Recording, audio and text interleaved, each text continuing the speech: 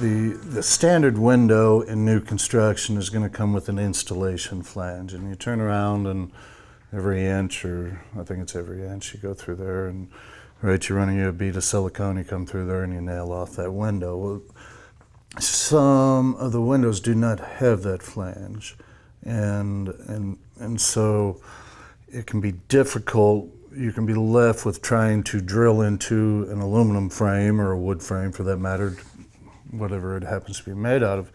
You can try and drill through the frame into the wall that you're connecting it to. The problem with that is that you can damage that frame, and so we just installed some windows from Vetrina. Had a conversation with the manufacturer. What is a better way of doing that? And so we've started using, all they are is just Simpson strap anchors that you turn around and use self-tapping screws into an aluminum or wood screws into wood.